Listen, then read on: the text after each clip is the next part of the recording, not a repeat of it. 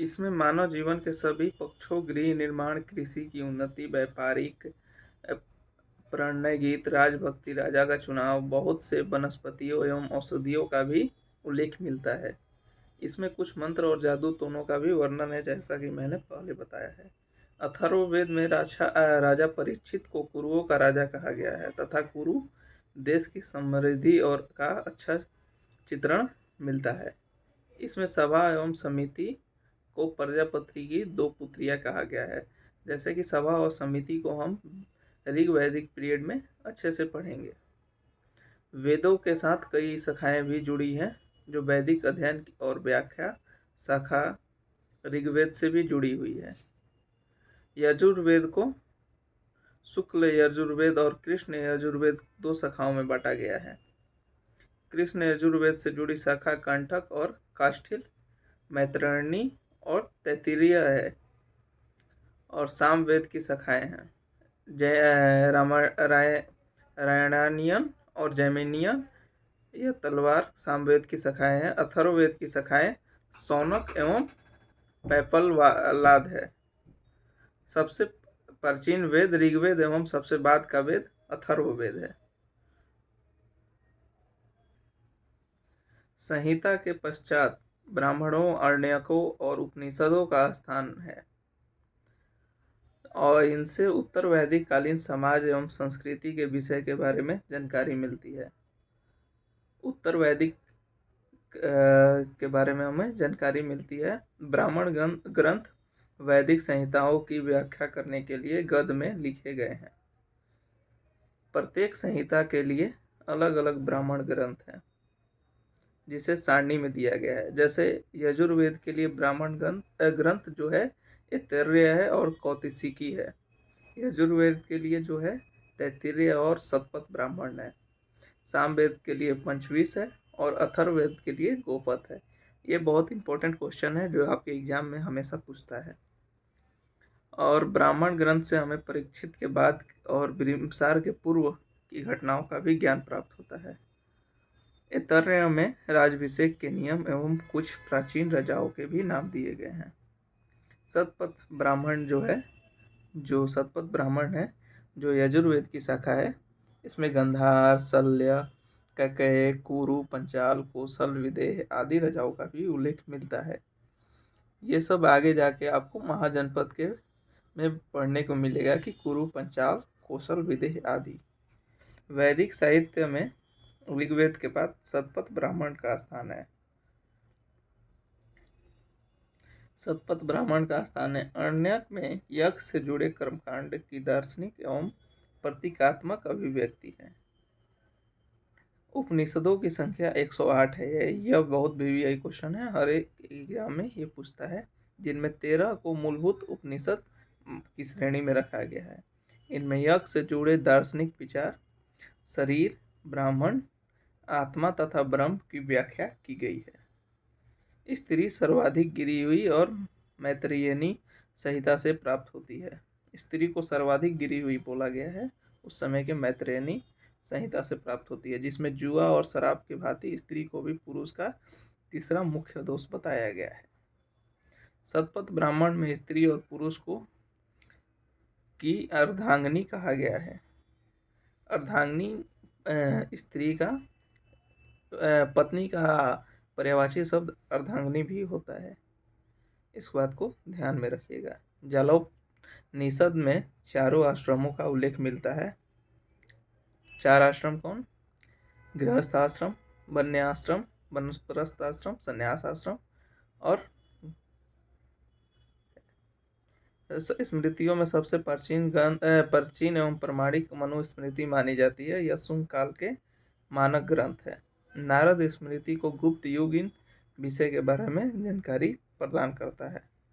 नारद स्मृति गुप्त युग हम पहले पढ़ेंगे प्राचीन हड़प्पा सिविलाइजेशन, उसके बाद वैदिक सभ्यता के बाद महाजनपद के बाद मौर्य समाज, मौर्य के बाद उत्तर मौर्य के बाद गुप्त को पढ़ते हैं।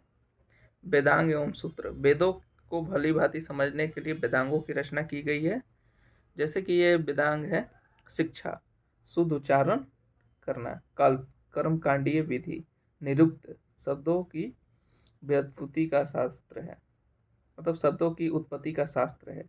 व्याकरण आप जानते हैं, ये पढ़ने लिखने और बोलने की शुद्धता जिसमें आ जाए वो व्याकरण है। छंद एवं ज्योतिष, ये 6 हैं। शिक्षा, कल्प, निरुक्त, व्याकरण, छंद एवं ज्योतिष।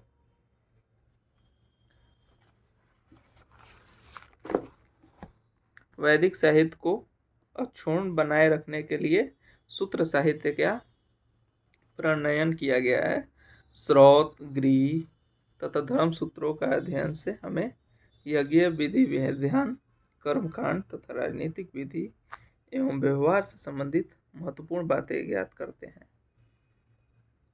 किससे? स्रोत से।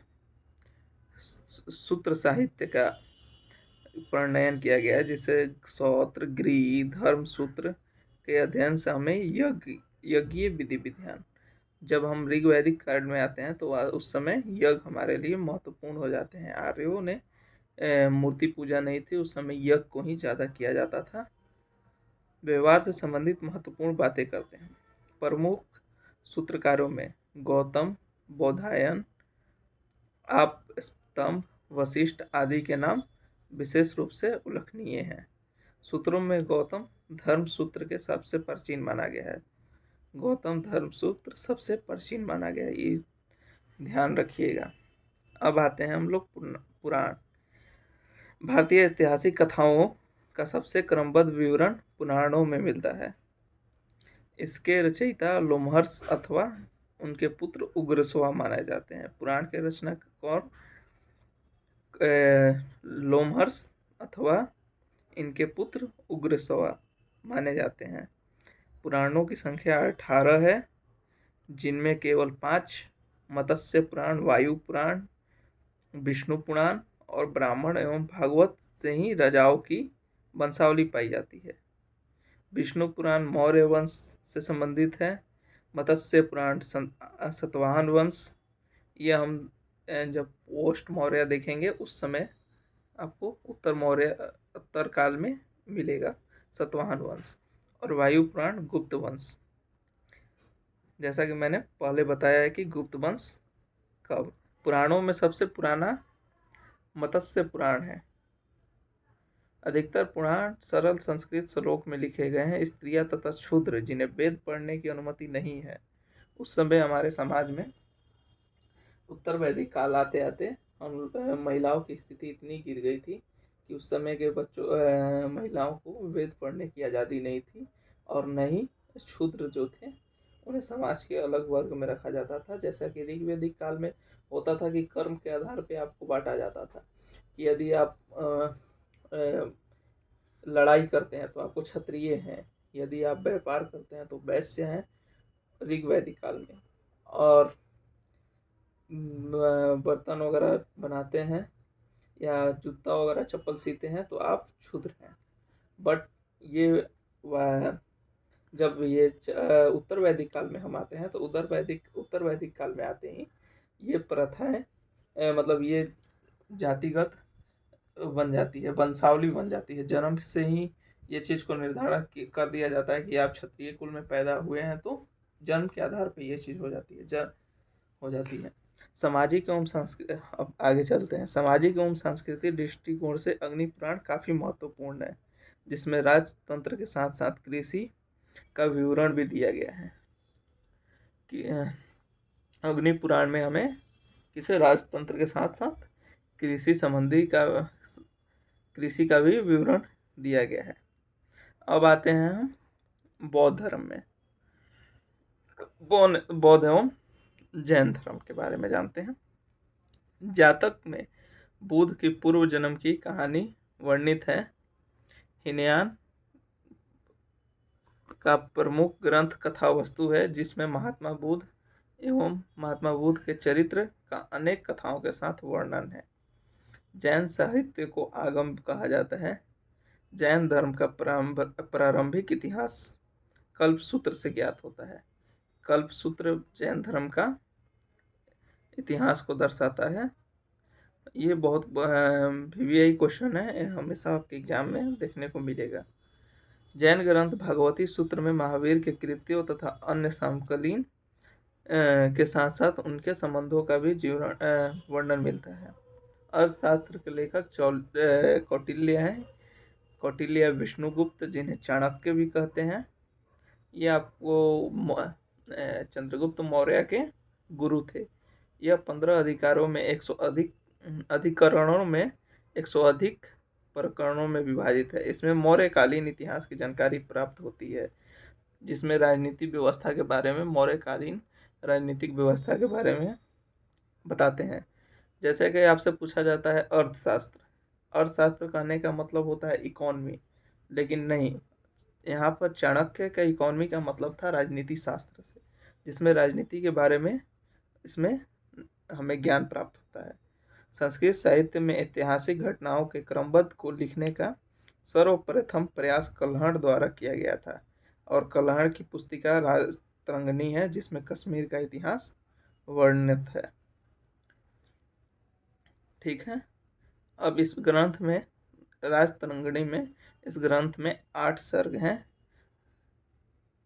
8 सर्ग हैं जिन्हें तरंगों की संज्ञा दी गई है। इनमें प्रारंभ में 12वीं सदी तक कश्मीर के शासकों का वर्णन है। चलिए अब आगे हम चलते हैं। अरबों की सिंध विजय का वृत्तांत चचनामा में है। लेखक अली अहमद है। चचनामा के लेखक कौन है? अली अहमद। इसको याद रखिएगा। अरबों का सिंध विजय का वृत्तांत। अष्टाध्यायी संस्कृत भाषा में लिखी गई व्याकरण की बुक है, जिसके लेखक पाणिनि है। इसे मौर्य काल से पहले का इतिहास तथा मौर्य योगीन राजनीतिक व्यवस्था की जानकारी प्राप्त होती है। अष्टाध्यायी ने पहली बार लिपि शब्द का प्रयोग हुआ था। अष्टाध्यायी में ही पहली बार लिपि शब्द का प्रयोग हुआ था। अष्टाध्यायी, हमेशा याद रखिएगा कि यह क्वेश्चन हमेशा देखने को मिलता है कि अष्टाध्यायी के लेखक कौन है? पाणिनि। कात्यायन की गार्गी संहिता एक ज्योतिष ग्रंथ है। इसमें भारत में होने वाले यवन आक्रमण का उल्लेख मिलता है। किसमें? कात्यायन की गार्गी संहिता। हमेशा पूछता है एग्जाम में, आप इसको याद कर लीजिएगा, कात्यायन की गार्गी संहिता। पतंजलि पुष्यमित्र शुंग के पुरोहित थे। इनके महाभाष्य से शुंगों के इतिहास का पता चलता है। इन्हीं के समय जो राजसु यज्ञ हुआ था, पतंजलि ने कराया था राजसु यज्ञ। पुष्यमित्र शुंग ने जो राजसु यज्ञ कराया था, उसमें पुरोहित पतंजलि ही थे। शुंग वंश के संस्थापक पुष्यमित्र शुंग ही थे, जिससे इतिहास का पता चलता है। ठीक है, आज हम लोग इतना ही पे अंत करते हैं। ठीक, अगर आगे अच्छा लगा लूसेंट सीरीज तो कमेंट कीजिए, और आगे का नेक्स्ट पार्ट हम अपलोड करेंगे। और ऐसा ही नहीं, इसके साथ साथ हम लूसेंट ऑब्जेक्टिव को भी साथ साथ लेके चलेंगे कुछ दिन में। और जैसा कि लूसेंट ऑब्जेक्टिव, उसके साथ NCERT 6 to 12 हिस्ट्री, पॉलिटी और ज्योग्राफी का हम इस चैनल पे अपलोड करेंगे। और सब्सक्राइब, अगर पसंद आया तो सब्सक्राइब कीजिए, लाइक कीजिए।